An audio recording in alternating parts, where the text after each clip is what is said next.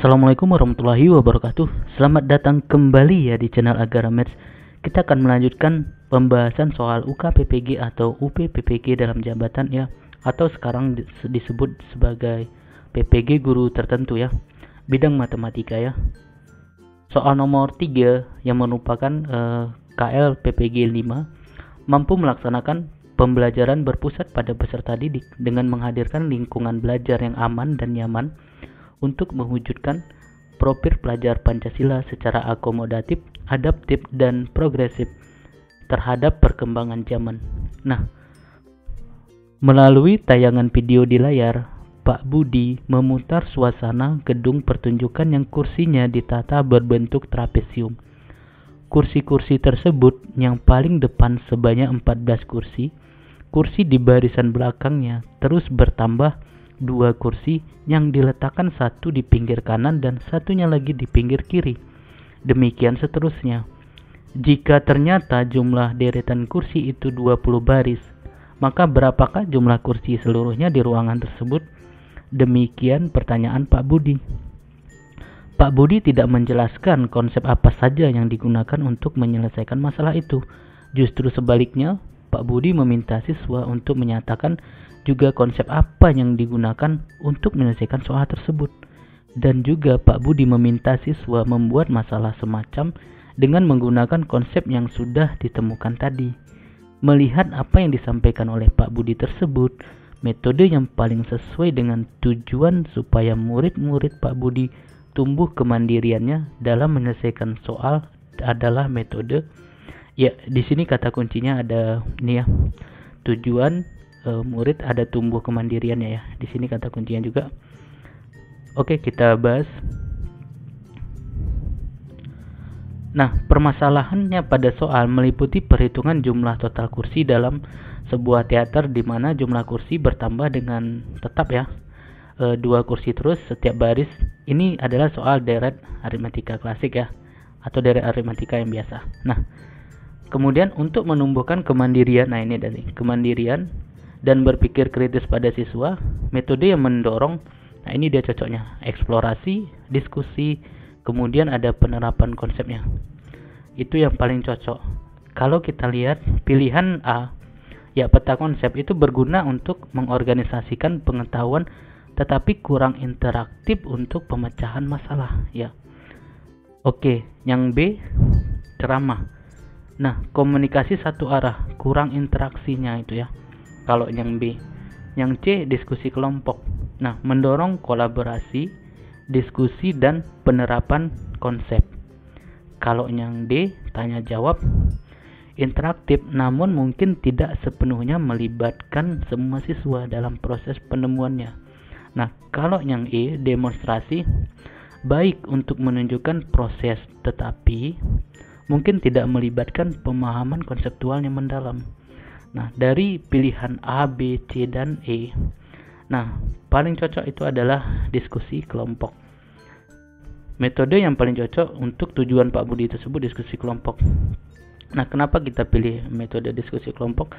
Karena metode diskusi kelompok pertama mendorong siswa untuk bekerja sama, ya ini dia, berdiskusi, kemudian menerapkan konsep matematika untuk memecahkan masalah. Pendekatan ini tidak hanya membantu dalam memahami konsep deret aritmatika, tetapi juga meningkatkan keterampilan kolaboratif ya, dan memperdalam pemahaman konseptual siswa ya, yang sangat penting untuk pemecahan masalah ya, ini dia, akademis dan dunia nyata atau kontekstual ya.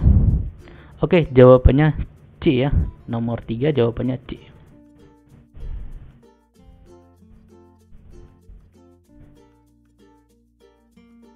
Soal nomor 4 ya, merupakan KL PPG 7 ya, ini dia, mampu melakukan refleksi secara komprehensif ya konten pedagogik teknologi dalam merencanakan, melaksanakan, dan mengevaluasi pembelajaran untuk meningkatkan kualitas pembelajaran secara berkelanjutan. Nah, seorang guru matematika membelajarkan tentang materi fungsi kuadrat. Tujuan pembelajaran matematika pada hari ini adalah diberikan sketsa grafik fungsi kuadrat. Siswa dapat mengonstruksi fungsi kuadrat dari grafik tersebut sekurang-kurangnya menggunakan 2 cara yang berbeda. Untuk mengetahui apakah tujuan pembelajaran hari ini tercapai, guru memberikan soal sebagai berikut. Nah, ini soalnya. Carilah persamaan fungsi kuadrat yang grafiknya digambarkan sebagai berikut nih gambarnya ya. Nah, apakah sudah tepat? Ya, ini pertanyaannya, apakah sudah tepat? Ya, asesmen pembelajaran yang dilakukan oleh guru tersebut. Oke, kita bahas.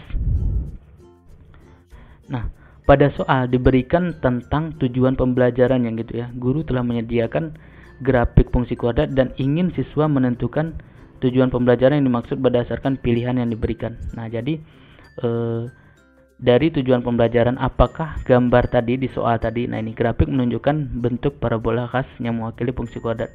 Grafik tersebut tampak seperti grafik fungsi kuadrat. Nah, ini dia ya.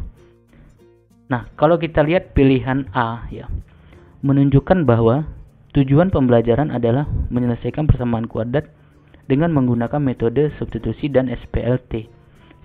Substitusi persamaan linear 3 parabel ya. Hal ini bukanlah tujuan pembelajaran yang diharapkan, karena tadi tujuannya itu kan mencari fungsi kuadrat dari gambar ya, gambar grafik. Nah, jadi A ini salah ya.